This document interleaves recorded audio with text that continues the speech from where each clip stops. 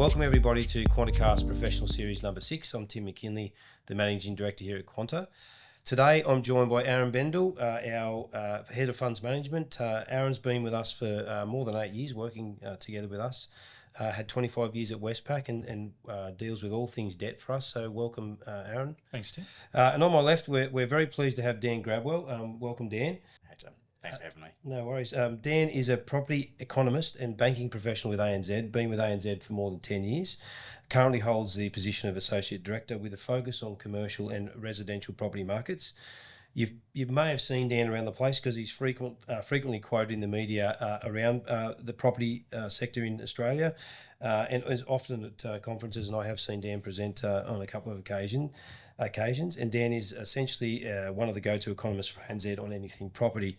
Fellas, it's late March 2026, and it's a very unusual world we're existing in at the moment, with all sorts of things happening internationally, particularly around Iran, and also a lot of geopolitical risk in the world. So today we're going to unpack a little bit of that, I hope anyway, and also talk about the impacts of what's happening all over the place domestically, and then also talk a little bit about things happening in the interest rate market in Australia. So I'm going to hit Dan between the eyes first. Dan, give me a view of the global uncertainty at the moment and how that might have an impact on us domestically.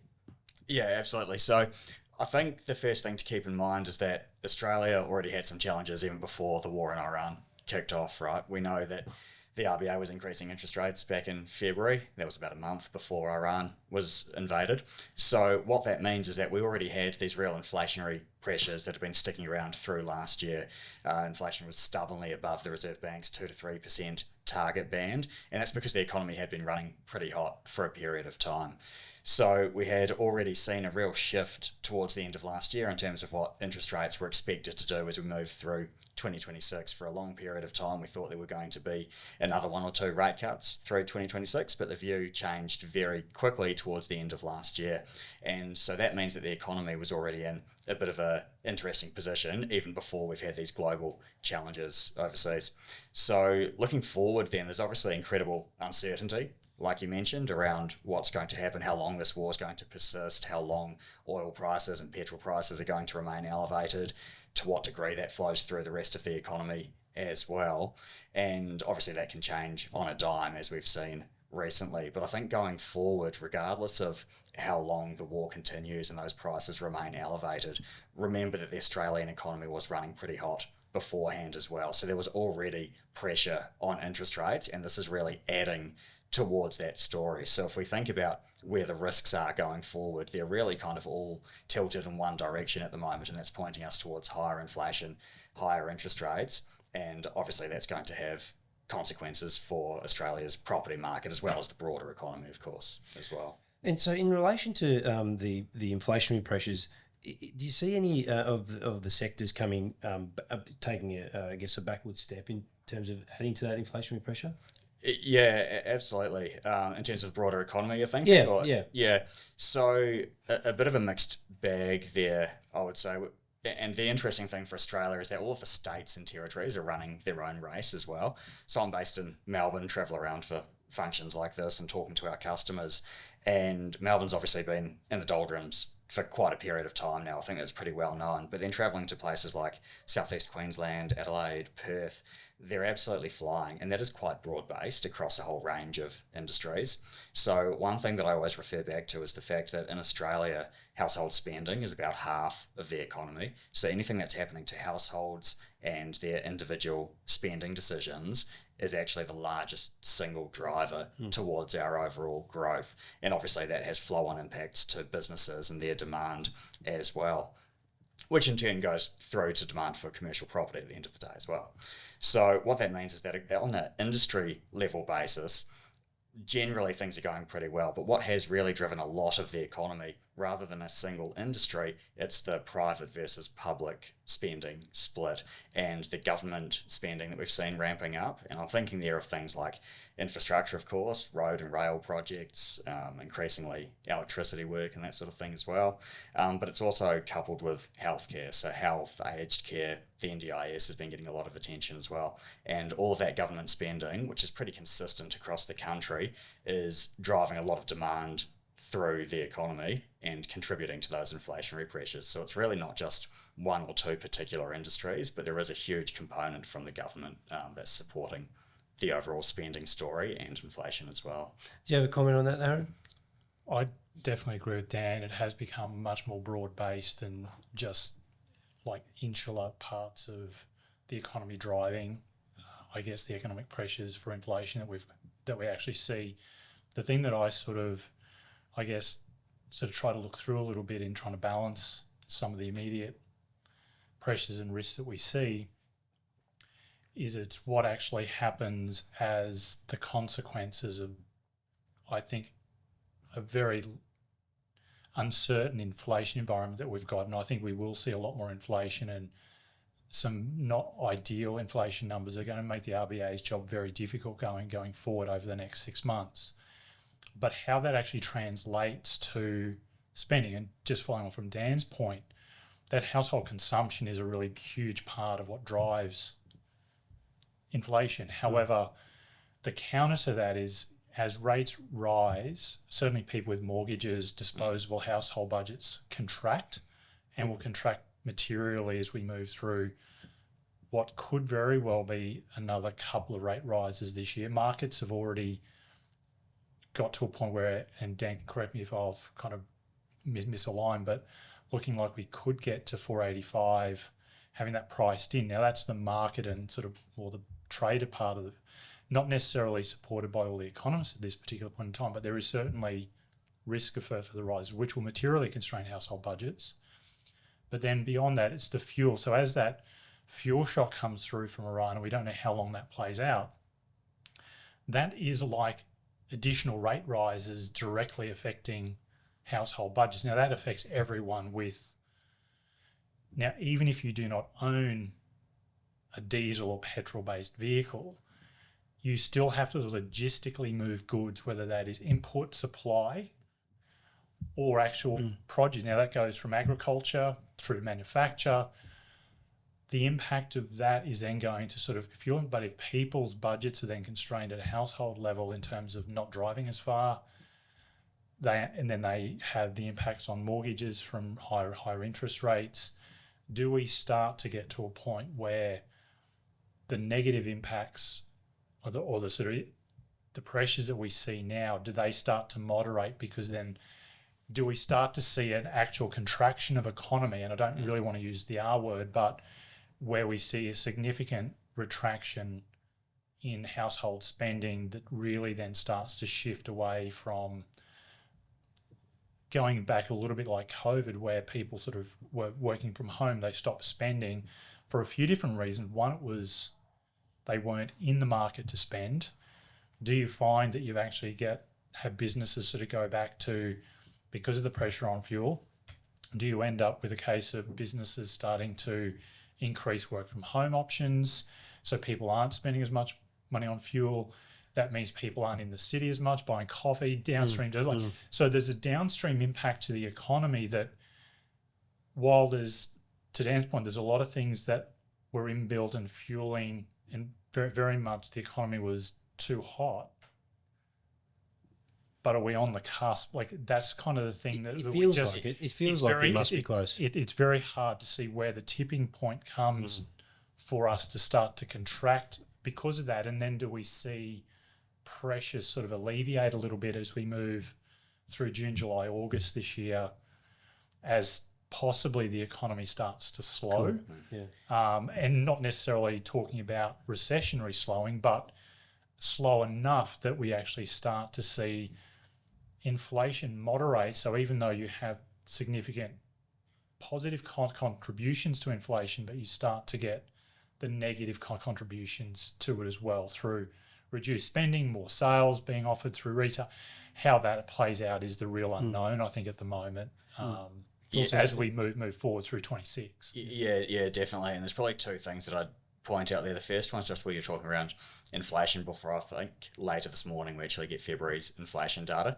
But the funny thing there is that even if there's some good news in there, which would be welcomed normally, it's going to be completely disregarded because it doesn't mean anything. We know that that won't capture any of the impact of rising petrol prices. So that's a bit of a shame, and we can't read into that. But then the other piece, we say that maybe we're on the cusp of something.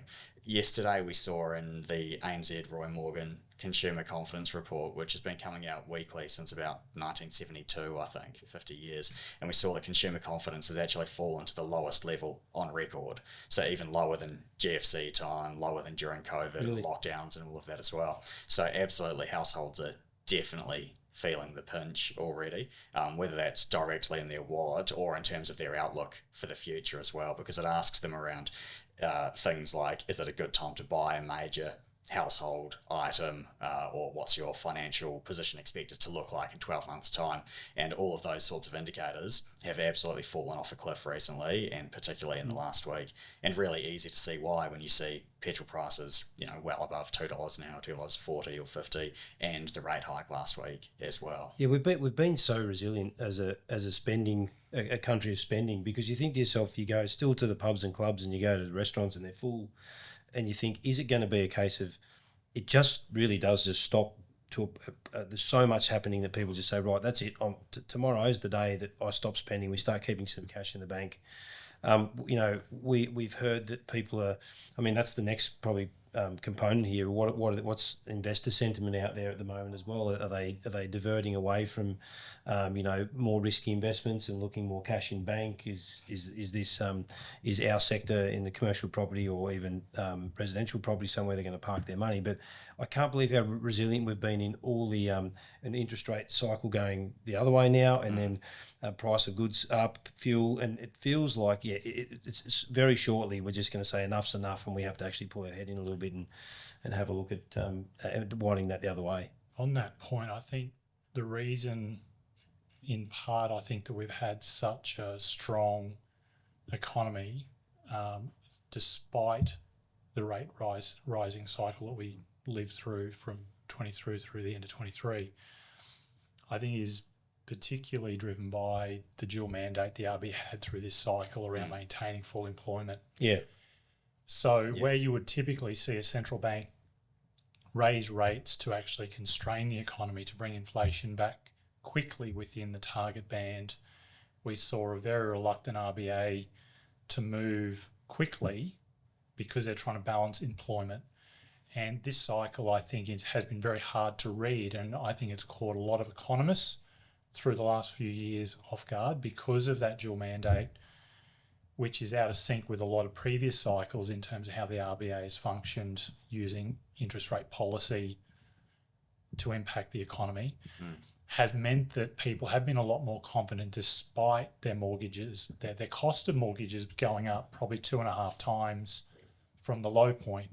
So I think that's a really big part of probably how we've gotten to, say, December 25, with still inflation really in the system, never really getting out of the system, with a relatively positive outlook despite that rising cycle. For most people, sure, there's always pressure, but I think for the majority of households, it hasn't been as big an impact as would have thought.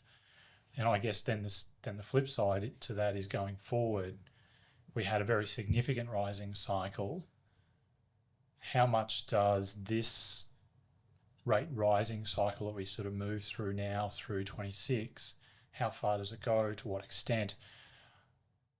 I'd be interested to know what Dan's view is, but from my perspective, just looking at it, I think this will be a more moderate rising cycle. Even if we do see 1 or 2 or 3 rate rises this year, it'll be certainly a lot more neutral in outlook than from where we started May 22, going from cash rate of 0.1 all the way to 435 as a cash rate. So that was a very significant rate rising cycle where 425 points was put on the cash rate. I don't see that happening in this rate raising cycle. So while bond rates have moved materially in terms of your risk-free rate, which probably flows into the outlook for cap rates as it affects commercial property, a spot bond rate doesn't set commercial property yields, but it does actually sort of influence in terms of the outlook in where the market reasonably thinks the 10-year bond rate will sit. So I don't necessarily see that we're going to go through a significant rate rise cycle, but it's going to be a lot more challenging than we thought we were going to be dealing with in December 2025 as we move through June 26 through to December 26, I think. Well, I'm going to leave that question towards the end around what we think, where we think we're going to end in 26 in terms of interest rates. Dan, can we talk cap rates with you at the moment?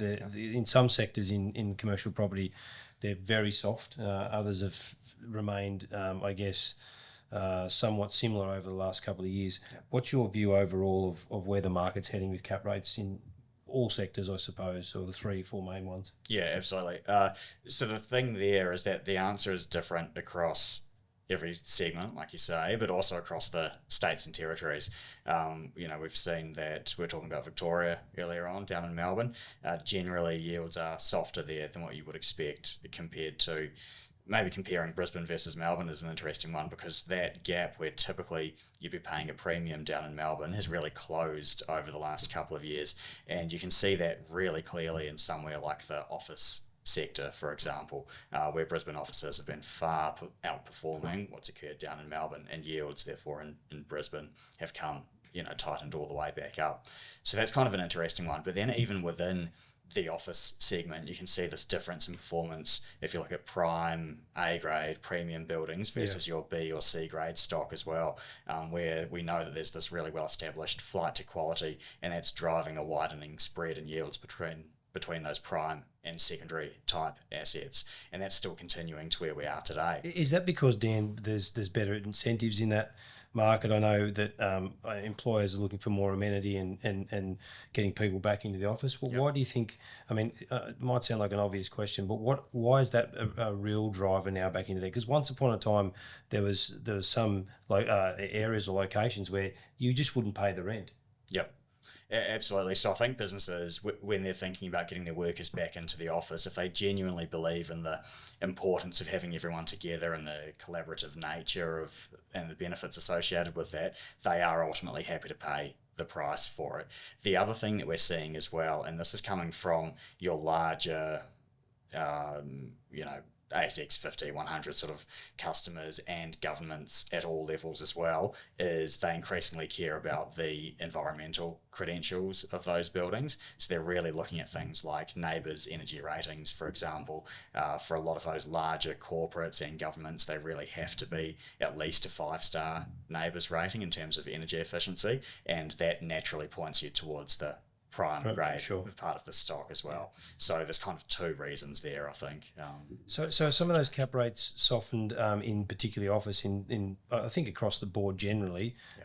It seems like some institutional owners as well have let go of assets at discounted prices. And what have you seen in that sort of area? Yeah, absolutely. But I think ultimately where they are divesting, that's largely because they're looking for opportunities in other parts. Yeah, absolutely. So we have seen themes, for example, selling of offices, whether that's secondary stock or could even be your higher quality product as well, and looking into things like the industrial sector, which we know has been red hot for a number of years. There's so much activity in that space in terms of new construction as well, which then has implications for rents. But in terms of the fundamentals of the industrial asset class, it still looks very, very positive. So we've seen a lot of money flowing into that segment as well.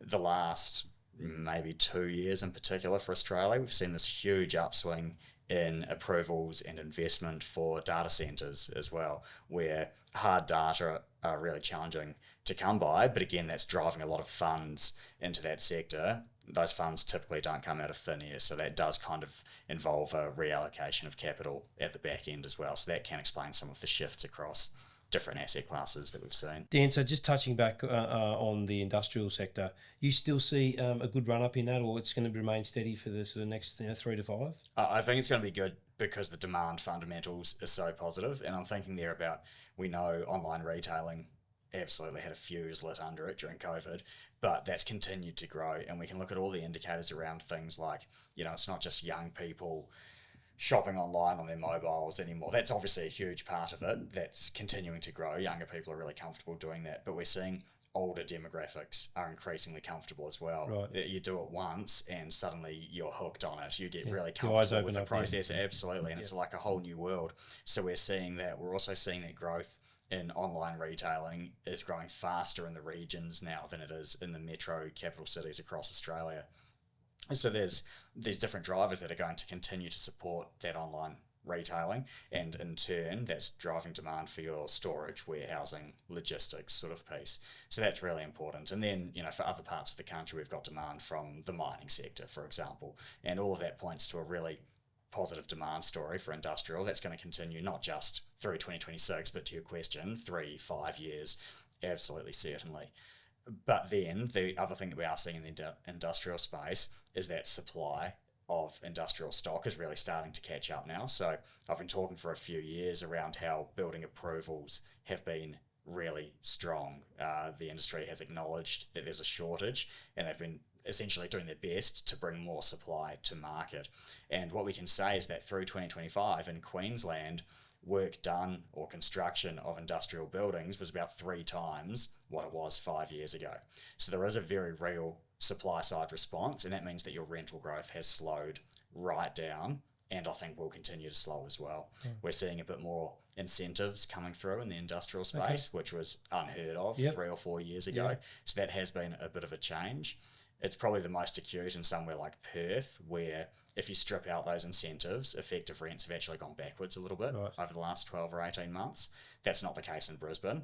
Rents are still increasing, but at a much slower pace. So that's probably just one thing to keep an eye out for going forward. But fundamentally, we absolutely love the asset class at the bank, obviously. But in terms of what it means for the broader industry, I think the demand there is really good. And I'd say that it actually has important consequences for Australian businesses as well, because when the industrial market was so tight during 21, 22, 23, businesses were having a nightmare of a time trying to expand facilities or relocate or downsize if they needed to, but there just wasn't that flexibility because there was no stock available. So I think the fact that we've got a much more balanced market today is actually very, very welcome, even if for asset owners it means your rents are growing at 3% instead of 20%. No, I agree. And it was certainly at the top of the list, or for our investors, they're always hunting industrial as well. So it's good to hear. I'll come back to your comment around online retailing. So let's talk a little bit about the retail sector. My view was that it held up reasonably well over the last couple of years without shooting the lights out, but all things considered, what's your view of the retail sector? Yeah, that's exactly how I'd frame it as well. And I think it's probably a good position to be in going forward, facing into all of this uncertainty. And I'm thinking there of things like your neighbourhood shopping centres where they're anchored by a Coles, Woolies, Aldi, those sorts of assets we've seen trading very, very strongly. There's a lot of demand out there and plenty of finance options available as well. Financiers love those where they're anchored by the blue chip quality sort of stock. And that's really feeding into the idea of non-discretionary spending. So like your essential spending, obviously everyone needs to eat even in challenging times. Your supermarkets will trade at a decent pace, and where they're anchoring the asset, that's a really good spot to be in through these uncertain periods. The other thing that's been interesting from the retail space is that CBD retail has really improved in the last couple of years. Not so much a Brisbane story because it didn't fall off as much during COVID, but for places like Sydney and Melbourne, CBD retail was absolutely hammered during COVID. But there's been a real adjustment there now. So what's happened across both Sydney and Melbourne, CBD rents are off about 30 to 40% from where they were 5 years ago. That's retail specific, or because they just for retail, right? Yeah, so it's in the CBD. Yep. And what that's meant though is that now those rents are very affordable. So we're seeing more businesses moving back into the CBD, and in turn, Melbourne and Sydney now have the lowest CBD vacancy rate across the country. Wow. So that rental adjustment has obviously been pretty painful and it's affected valuations, but ultimately now it's supporting more businesses coming back into the CBD, and because the vacancy rate is so low, we'll start to see some improvement in those rents going forward as well. And more retailers wanting to come back. That's just always the case. One follows the next, doesn't it? A little bit. You fill up the centre, and they all want in. Yeah, exactly. It's that competitive nature, and it also helps encourage people coming back into the city as well, where there's a more vibrant offering around that helps the people and in turn helps the businesses. So it's a little bit chicken and egg, but that's one part of the retail space that's really improved recently, which is good. You mentioned essential spending and regional shopping centres anchored by things like Coles or Woolies, etc., and that people still have to spend on essentials in challenging times. And I'll just probably come off the challenging times piece. Challenging times, I guess for everybody, mean different things. But what doesn't change is the medical sector, because again, it's very essential. What's your view of the medical sector? It's something, again, at the top of the list for our investors, as Aaron knows. Where do you think it's headed, and where does it look? What does it look like in such a volatile market right now? So we had to do an exercise last week for fairly senior risk leaders at the bank, talking about what impact all of this volatility overseas was going to have for our customers across different parts of the economy, really. So property, health, agri, of course. And then at ANZ, we call it emerging corporates. That's where your other trading businesses, so that might be like transport and manufacturing and that sort of thing. And so property, there's all the impacts that we've spoken about in terms of interest rates and that sort of thing. But the healthcare answer was a lot more simple than that, because we've got an older, ageing population, a bit of a sicker population as well. The NDIS perhaps is going to get, when we say wound back, the growth might slow down, but it's still going to keep growing fundamentally. Right. So all of those factors are going to continue to support government spending in the healthcare and medical space. So that really is not going to change. Perhaps some, and that gives you a lot of confidence, through the period that we're facing into today, where it is government funded and it's not going to slow down. Perhaps in terms of some elective procedures, there might be some tougher decisions being made that might push that down the road a little bit, I'd imagine. But a lot of the public funding gives a great deal of confidence, I think. Thanks, mate. What about the pricing dislocation and buying opportunities? So in the current environment, and I'll ask Aaron, we're seeing genuine pricing dislocation. We're certainly seeing a lot of it coming out of COVID, where sellers were very stubborn in terms of meeting the market. Do you think we're going to see any of that now again with an interest rate rising a cycle? And where do you think the opportunities are in your mind, Aaron? I'll sort of divert to Dan after I've sort of given my sort of view, because I'd be interested to know Dan's thoughts. But my initial sort of view is I think we are moving into a period of some level of uncertainty around vendor and buyer sort of alignment. We sort of did see that significantly post-COVID as we sort of moved through 22, 23. And sort of that sort of stabilised, I think, more through late 24, 25. I think we're going to see an element of that start to shift, because just as a consequence of rates flowing through to essentially a risk-free.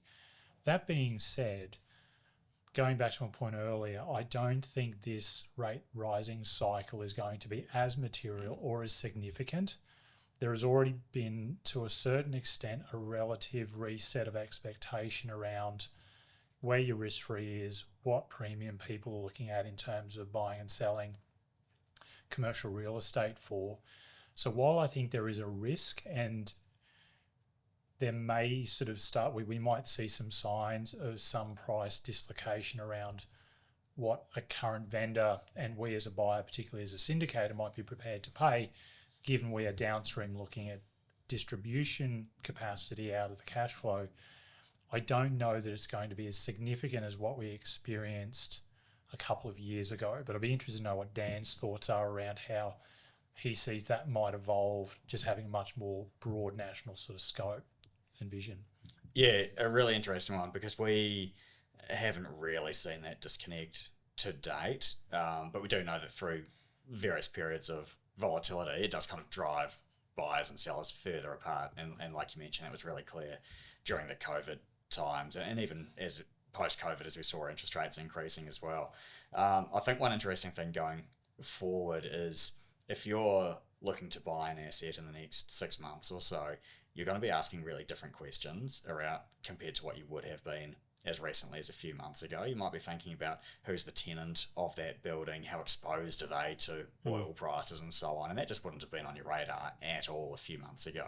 So the risks there are sort of building up, I would say. So there's potentially going to create a bit of a gap there where obviously the seller will say, well, they're a fantastic tenant, they've been there for 10 years, they've got 5 more years left in the lease, but the buyer's going to be saying, well, but what if X, Y, and Z occur overseas? And they just wouldn't have been asking that question previously. So I don't know if that necessarily drives your valuations miles apart, but I do think it'll slow down a bit of activity through that riskier period until we get a bit more certainty. Yeah, I agree, Dan. That sort of was a little bit about my question around medical assets, because we're transacting in that space more frequently now, and those questions aren't. I mean, we always do a lot of work on our tenant, of course, but we feel like that sector in this volatile market, you have less impacts of what's happening around the world when that's again very essential to what needs to happen. In terms of debt availability and the bank, where does a bank like ANZ move at in this type of market? So how closely are they watching everything going on? Very closely, I presume. But does the I guess availability of credit start to be more tightly viewed and scrutinised, or not yet? Certainly not yet. Okay. Yeah, no chance of that happening immediately like this. But the longer everything continues, potentially that happens down the road. But what I would say, and this isn't just an ANZ view, but a comment on the industry as a whole, is that the depth of liquidity that we have in the Australian market is an enormous positive.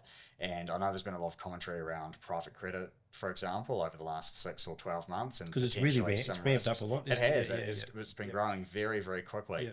Yeah. And there are risks associated with that further down the line, because we don't know how that might look in periods of downturn is always the classic example, whether that does start to retreat a little bit. But we know that for a number of years now, there's been so much competition between not just the major banks, but the smaller banks, private credit as well.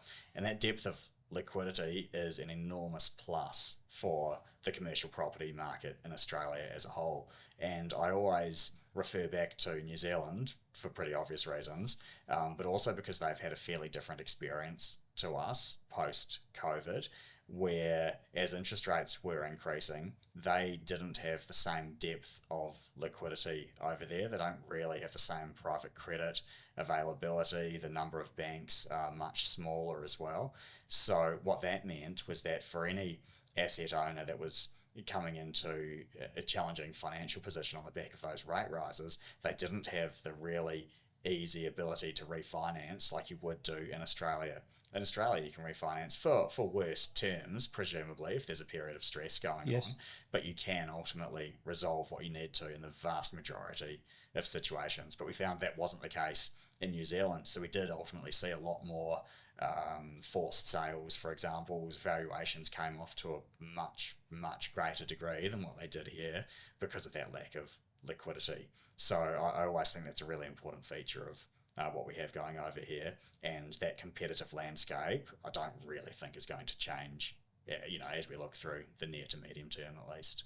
Well, I'll ask you, thanks for that, Dan. I'll ask you a question in terms of, and I don't know if you can answer this for us, but if we were to have another couple of, let's say 50 basis points or 75 basis points over 2026 of rate increases, does the bank start to sit down and say, okay, we've got some LVRs that are now, we're affecting cap rates, valuations are coming down, we've got some LVRs tipping over our comfortability point. Yep. Does the bank actively sit there and say, around the war room, we will provide a level of flexibility in these times because some things are out of the control of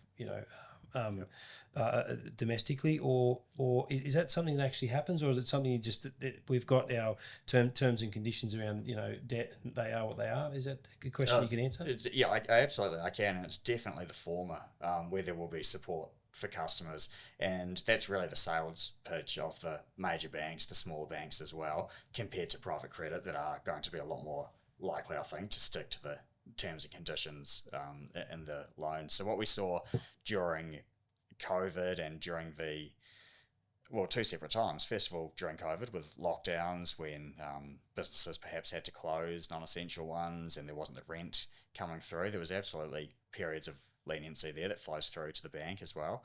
But then even as interest rates were increasing, it wasn't the LVRs that were the main issue, and that's because typically property isn't getting revalued every year in the commercial space anyway. On average, it might be every 3 years or so. So that kind of buys you a bit of time and lets you ride through cycles to a degree. But it's more your interest coverage, your serviceability was where we did see a bit more stress coming through the portfolio. But plan A is always support the customer and see what mitigants there might be longer term that can help support that return back to wherever they need to be.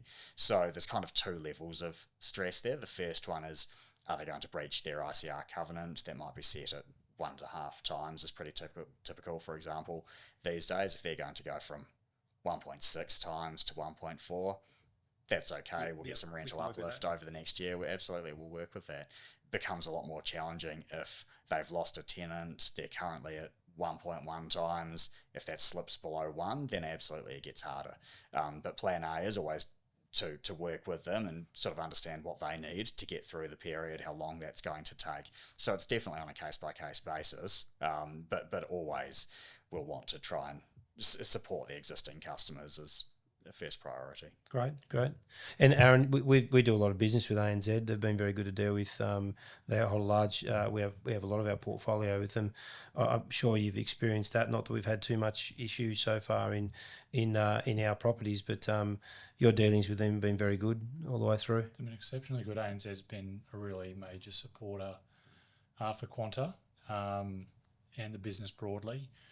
Not just doing the debt at an acquisition and or refinances on the way through, but it's very much more a partnership sort of relationship, and we're very lucky to have Dan here today, and that's by extension of a very deep relationship that's developed over a very long number of years with ultimately the senior leadership and our relationship managers within the organisation. So we are very, very fortunate. And just going back to Dan's point around, so I guess the availability and your question around the availability of capital, I think capital will remain available outside of some really major global shocks. And I think going back to my time working for Westpac, I was working through the period of GFC, and Australia structurally, and going to your point around looking at Australia differently to New Zealand.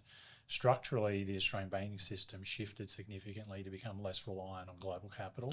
It's still significantly reliant on global capital, but to Dan's point, we are much better supported domestically for capital these days than we ever were, which buys us a little bit more capacity as the capital market shifts. So I think the biggest risk isn't necessarily about whether we get capital, and ultimately that is via loans and funding.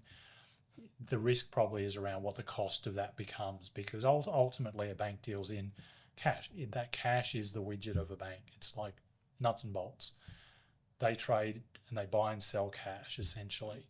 So it's just what the base cost of that capital is that they can then sort of lend. So I think looking forward, I think it's probably more risk around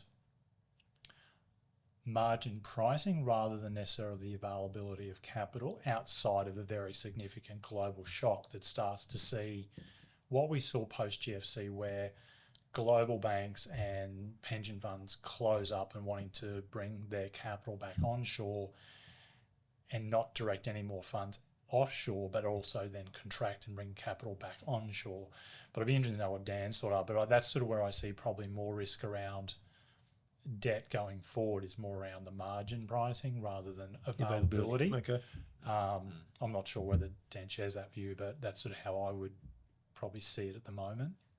Yeah, that's an interesting point. I don't have any views on what that margin pressure might look like going forward, but probably just the final comment on it is that the market today is as competitive as it's ever been. Margins have been getting absolutely squeezed right the way through. We look at our development or investment book and obviously differentiate the margins across those, and they're both very, very tight compared to historical numbers. So I feel like the starting point is as good as we could kind of hope for to go into a period like this. I would definitely agree with Yep. that. As you've seen, through the business, the outcomes that I've been able to achieve for the trust in terms of either new acquisitions or refinances have been improving consistently over the last sort of 3 years. So to Dan's point, there's been an enormous amount of competition, and it has sat across both development and investment. Not that we sort of operate in development space, but we have been very large beneficiaries of that competitive environment within the capital market here. And we have been a very significant beneficiary of some very good pricing on the loans, which ultimately improves the cash flows of the trust and ability to maintain and pay distributions. Absolutely. Two final questions for you, Dan and Aaron. Sure. First one is South East Queensland, the outlook here, Olympics 2032. And you mentioned it a few times how strong it's been in comparison to other major cities. But one, can you just give me a final comment maybe on South East Queensland? And two, will there be a flattening or dip after the Olympics in your view? And have we seen that historically previously? Yeah, sure. So the first thing is, offline I was joking around South East Queensland in particular is the place to be across the country, and I strongly believe that, and a lot of the data really back that up. And I was on the Gold Coast yesterday visiting some customers and hosting a few functions, talking around the South East Queensland economy, Brisbane and the Gold Coast's outperformance there. So we know that nationwide unemployment has been trending around 4.2% or so, but it's even tighter in this part of the country. So we can say that for the greater Brisbane region, over the last year, unemployment averaged about 3.5%, so very low. Gold Coast region, 3%. Which is crazy for the Gold Coast, because once upon a time there was nowhere to find any work down there. Absolutely, yeah. And it's coming from a whole range of industries as well on the Gold Coast, which was interesting. They're obviously hugely overweight in construction, which is kind of relevant when we're thinking about the transition towards the Olympics as well, because that work hasn't even started yet. Yeah. And one of the key pieces that I was highlighting for down there is we look at ANZ Research that do this great major projects report, looking at the biggest projects across the country, break it down by industry and by state. And for Queensland, we're not even at the peak of that cycle yet. That's still about 2 years away. And that's on the back of, like I just said, there's no Olympic work yet. That will come later in the decade. Or some of it will be starting shortly, hopefully. But it's road and rail, electricity is increasingly a huge component of that as well. So we've got these different projects that are driving a lot of activity, not just in southeast Queensland, to be fair. Some of them are elsewhere in the state as well, which is really good for the regions. But what that means is that we've got this enormous pipeline of work, not just for 2026, not just Olympic related, but it really does fill out the construction industry essentially for the next 6 years, which is an incredible place to be, because we know that the construction sector has these really important multiplier effects that flow through adjacent industries and through to the rest of the economy as well. So I think there's 2 points that I'd make to summarise. One is that obviously, as we've spoken about, things are incredibly uncertain globally. We will see the Australian economy slow down on the back of greater inflation and rising interest rates as well, and Queensland will be caught up in that as well. So that 3% unemployment rate on the Gold Coast, 3.5% for Brisbane, unfortunately that will increase as we move through 26, almost certainly. But we're incredibly well placed to absorb those challenges that are coming through. The starting point could be a lot worse. So that's good news. And then you asked about whether there's going to be a fall off post Olympics, and a long way away, to be fair, 6 years. But I think, unfortunately, there probably will be. A lot of that Olympic-related work won't be replaced overnight. There obviously will be a continued pipeline of work because our population will keep on growing very quickly. In the interim, we'll continue to need roads and rail, and I didn't mention hospitals before. They're actually a huge component, and that's really where a lot of the regional investment is coming through. We'll continue to need all of those pieces of infrastructure going forward as well, so that's really important. But I don't think you've already had an incredibly strong 6 years. The outlook for the next 6 looks pretty positive as well. I think it'll be highly unlikely to be continuing at the same pace for another decade beyond that. Okay, great. Thanks, Dan. It's a question I always wondered because it just will not stop booming around here.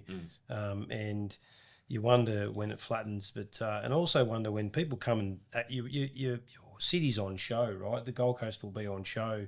Yep. There'll be millions of people that come and visit and see the Olympics and possibly find home here or investment here. So I'm always interested to see how long things go for, even post that run up to the Olympics as well.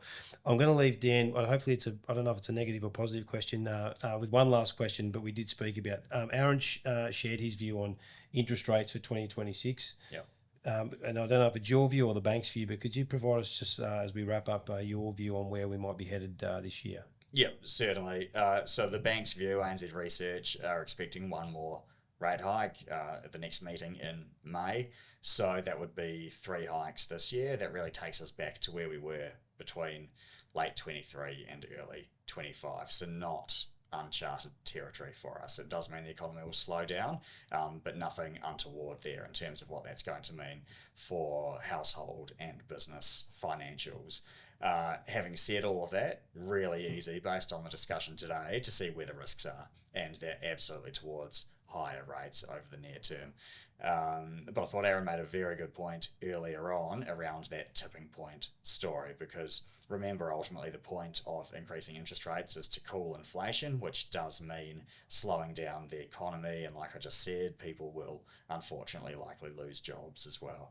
But the risk there, if we couple that with things like the drop in consumer confidence, like I mentioned, it may well be a fairly short hiking cycle if it goes too far, and we start to see a real material slowdown in the economy. So that's probably one risk to look out for later in the year as well. But from where we sit at the moment, and presuming there's no further escalation or seriously prolonged conflict, we're thinking it should be a fairly short and contained hiking cycle. Okay, sounds like you guys are on the same page.